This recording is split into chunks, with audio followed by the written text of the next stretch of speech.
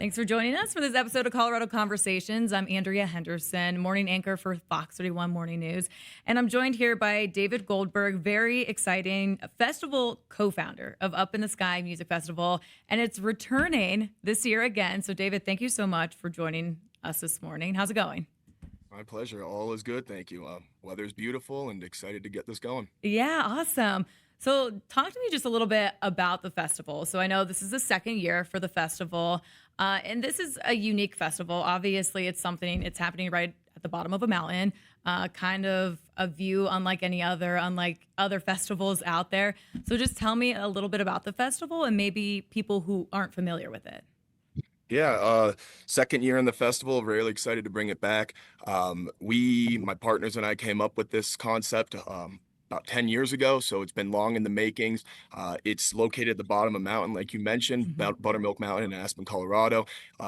Creates a little bit of a natural amphitheater, so the direction and the views and the sound really captivate, the experience of being at a live music show and a unique setting at that. Yeah, we can see. Are you in Aspen right now? I'm assuming. I am. Yes, we can see it's beautiful behind you. Going to be beautiful weather this weekend. Just talk a little bit about, like you said, this is 10 years in the making, and people, they see the fun side of the festival when it's all complete and you have the artists and it's a great time, but that doesn't happen overnight. So just tell me a little bit about the creation, everything that led up to the festival. No, it certainly doesn't happen overnight. It takes a lot of logistics and planning and working through different political and safety Hmm. details and things along those lines.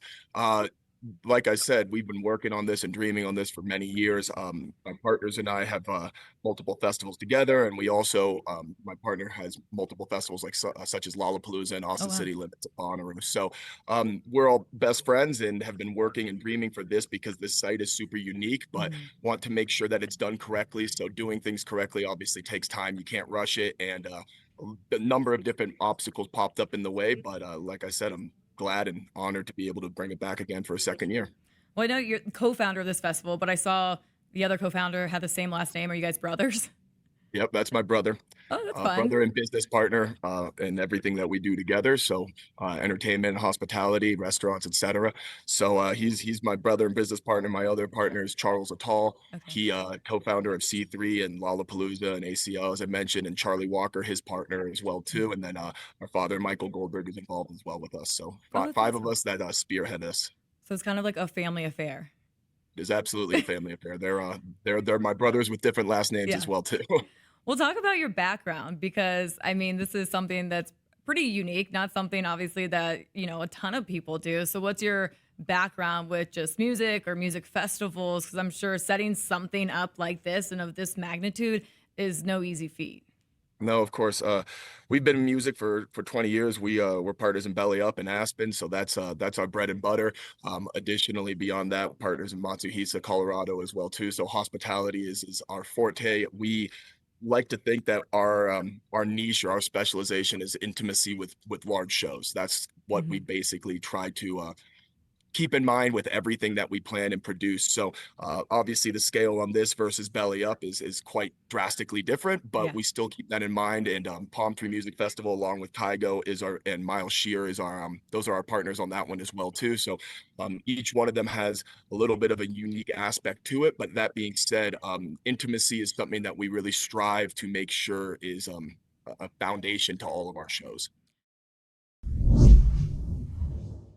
So talk about why Aspen. Are you from Colorado? What's your connection?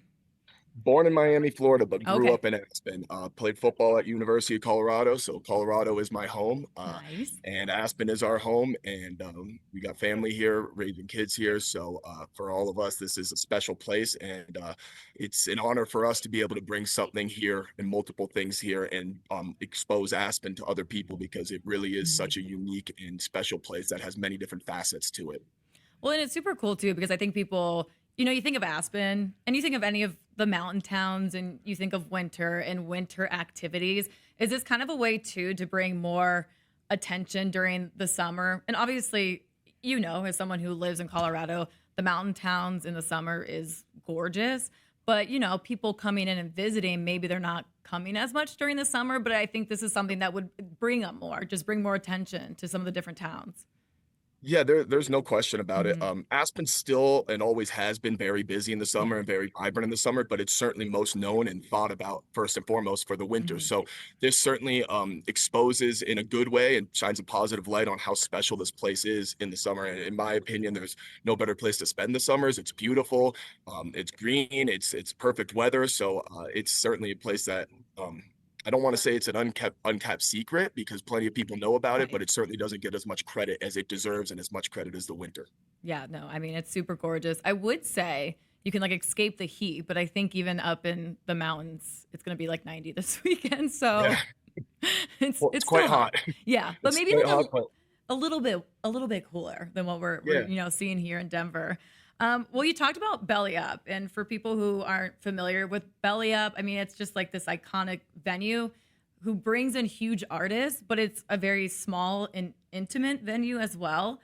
But you said you have a partnership specifically with them. And I know because after the show, I know that there's some performances that also happen at Belly Up afterwards. So that's a pretty cool partnership. Yeah, belly up's our baby. Belly up is certainly something that we're very proud of, and turned 21 years old back in January this year, and we've had a lot of special memories in that Mhm. room. Shared it with a lot of great friends, a lot of great people, a lot of great artists. We certainly love and I would say it excites us the most to have artists that should never be playing in a 450 Yeah. cap room playing there and playing there with the degree of frequency and repetition that they do. Mhm. But at the same time, exposing people to up and coming artists that they may not know beforehand and eventually turn into massive arena bands or double Red Rocks artists, whether it's Nathaniel Rateliff and the Night Sweats or the Avett Mhm. Brothers, Revivalists, or the Chainsmokers and Skrillex. Like all of those are artists that came into Belly Up. $15 or less tickets originally a decade plus ago. I've played the room many times since then and certainly have grown in stature from when they were playing Belly Up back in those days in small venues like Belly Up. So exposing people to those new artists and new music that they may not know is certainly something I think we really pride ourselves on as much as booking, arena acts that Yeah. play in the club as well too. Well, it's really cool because it's nice that you have that mixture, giving exposure to newer artists, and then also bringing in artists who are obviously huge names. And anyone who goes to it, there's obviously not like a bad seat in the house because it's such a small venue. I guess what's the draw for artists? Do you think just because it has that reputation? Because if you just sell like, "Hey guys, will you come play at this place where it's 400 seats?" Big name artists might typically be like, "Are you out of your mind?" But obviously, it Yeah. has a reputation. We're proud and humbled and Mhm. honored by the reputation that we've helped build and curate over the years. But that being said, I think the number one attractor to it is Aspen. Yeah. It's a special place, as I kind of alluded to numerous times through this, right? So that's certainly a helping hand and a springboard for us. Other than that, the intimacy of the room, the energy that gets created in there when you have super fans, because quite often that's what we have is super fans, people who travel from all over the world to see their favorite artists in an intimate setting with high production value and being able to just reach out and touch that artist, per se, but also literally as well too. So I think that energy is certainly something that captivates and bigger artists are able to look back kind of to their roots of where they started Mhm. once upon a time. It's obviously respectfully different to each one of them, but it's certainly something that uh, captivates each one in a different way. And some look at us like we're crazy the first few times we try, and then eventually it works out, and then they start coming back, hopefully at least. And they're like, okay, that was a pretty good time. Sometimes I'm sure yeah, selling out arenas is a great time as well, but playing those smaller shows, I'm sure is just something unique that they're not going to forget. Okay, so let's talk about the festival. It's such a cool venue. I went last year because I was like, Rufus, I want to see Rufus. So it was super fun. What's it like? Getting the big names because this is just the second year. Last year was obviously the first year, and even then, you brought in these big names. I'm sure you have an idea of maybe different artists you want to bring in, but being able to lock them down, what's that process like? We have a great talent team Hmm. between us and C3. We're integrally involved, myself and my partners. We were talking about talent 1, 2 years in advance. looking at certain data, looking at trends, looking at who's touring, who's on cycle, who's putting out new albums, things along those lines.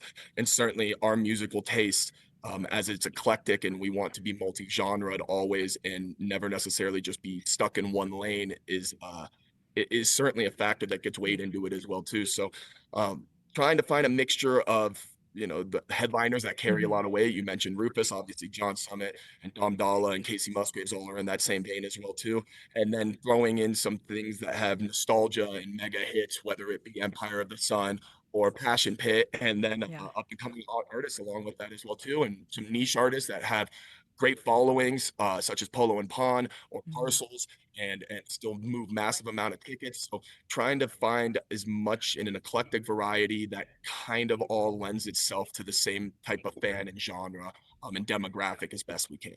Yeah, it was fun. I know last year, like Rufus, one night and then seeing, I think it was Casey Musgraves the second night going and seeing, people one night they're in whatever outfits and the next night they're in, cowboy hats going. It was super Yeah. fun. But like you said, you're attracting people from different genres who are interested in different things, being able to go to the same festival and kind of experience that. So let's talk about the artists this year because John Summit, I feel like he's become hugely popular, over especially I would say like the last couple of years. So I think Yeah. that's definitely, attracted a lot of people specifically to this year. Yeah, no question. I think um, for us, we're trying to just attract music lovers as a whole, not box ourselves in. Mhm, When it comes to John, he's absolutely been on a meteoric rise, as has Dom. mhm. John just got done headlining Lollapalooza last week, so we're 1 week apart from that essentially. He had a massive crowd there and massive showing. So being able to get artists that are headlining some of the biggest festivals in the world are certainly an awesome feat and brings a lot of people into a wide-ranging demographic as well too. It's not the impressive thing with John and Dom both is it's not just a dance crowd. There's a lot of people who wouldn't necessarily be at dance or electronic Yeah. music, so they're wide-ranging in their demographic. So that's certainly a great attractor for us, and being able to pair that with something like Empire of the Sun beforehand, that's Mhm. certainly an more nostalgic demographic, but younger kids are really starting to discover it if they haven't discovered it already. And one side of dance music being live and pop with Empire, and then into obviously house music and more, I guess, fits in the box. Even though I don't like the nomenclature as much as Yeah. EDM, but that would be where John lands, obviously. So, Mhm. trying to just find things that bounce each other out and complement each other without being too stuck in one lane. Yeah.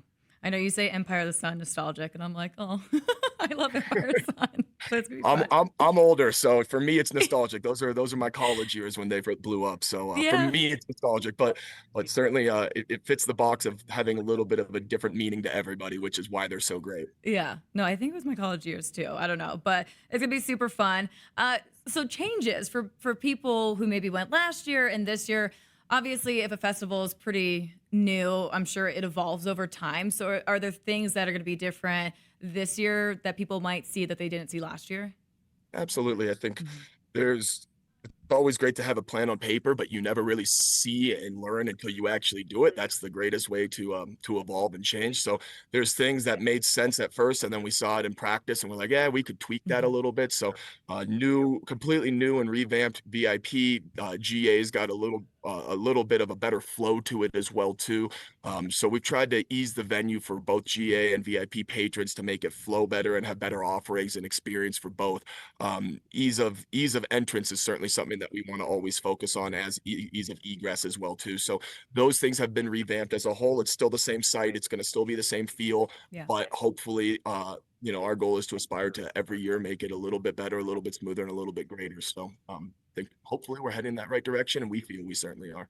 All right, absolutely. Okay, so just looking ahead to the future, I'm sure you're super excited for this year. Coming up in the future, what can people expect? Is there going to be a year three? There will be a year three, and we have multi-year permits. So the plan is to keep doing this and keep evolving. Every year, we want to still have Mhm. that same feel as a whole with the direction that we go. But that being said, we'll see what the headliners are from one year to the next. I think the main thing for us, like I mentioned, it's we want to be a music festival for music lovers. It's not Yeah. necessarily for one genre or the next. We're still going to always lean in and live in the lanes that we do, and the feel that we do. But that being said, it's not going to be some it's not going to be repetitive. It's not going to be some overnight transformation at the same time too. We kind of have an idea of what direction we're going and who our demographic and fan base is. So it's not to say that it's going to be the same one year and the next year, but it should still always be that same type of vibe and feel to it. All right. And any ideas for artists for next year? I'm sure you can't say, but you might have like some people in mind. We're working on it. Okay. We'll have to wait and see a little bit for that one and get through this weekend first and then have a fun, safe event. And then Yes. we'll start really honing in more than we already have. But conversations are already going. I'm sure. I'm sure these things, happen a year in advance. Don't mean to stress you out because you're like, I just want to focus on what's happening this weekend before we move on to next year. But super exciting. So, David, thank you so much. Such a fun thing that you've been able to start and create in Aspen, and hopefully it's here for years to come. So, I appreciate you joining me. My pleasure. Thanks for having me and hopefully see you up here. Absolutely. I'll be there. Have a good Awesome. one. See ya. Take care. Thank you.